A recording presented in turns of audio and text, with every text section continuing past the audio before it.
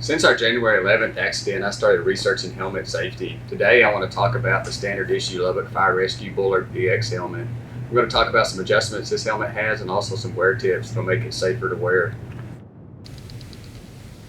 The first thing I want to talk about is the headband ride height. The ride height is how high or low the headband sits on your head.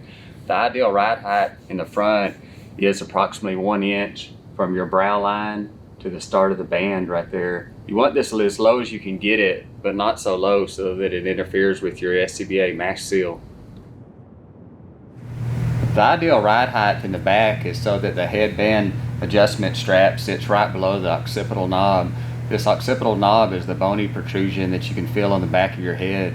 Getting the headband below this area significantly adds to the gripping action of the headband. This will help prevent it from rolling or sliding off the front of your head. Once you get the ride height set in both the front and the back of the helmet should ideally sit level or slightly sloped down in the back. You wouldn't want your helmet sitting too far down in the back, and you wouldn't want your helmet sloped too far to the front. So ideally, either level or slightly down in the back is the ideal position. To make these ride height adjustments, let's look inside the helmet. To make it easier to see, I remove the back neck flap and these comfort bands.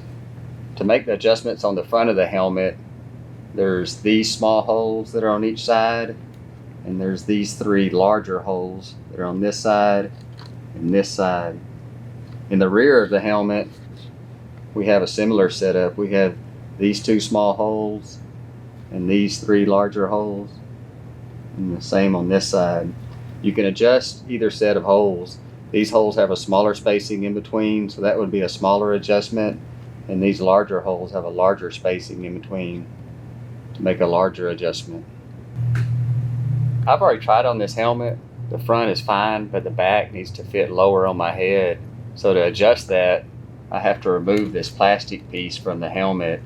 It takes a little bit of force to pry this out. You could use a prying tool, a flat prying tool, but no matter the case, be careful you don't break these plastic ears. Once you pop that out, you can raise it up so you can get to it better. In this case, I need the helmet to fit lower on my head, so I would go to one of these higher holes. So to adjust these larger holes, you just twist it, put it in the new slot, twist it back, and then do the exact same thing for the other side.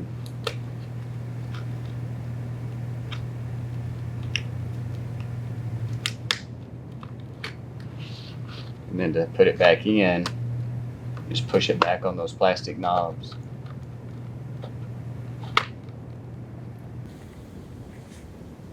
Just to recap on the headband ride height, it makes the helmet that's better balanced on your head, and it also helps the helmet to better grip the head. This is especially important on the back of the helmet to get that headband below that occipital knob.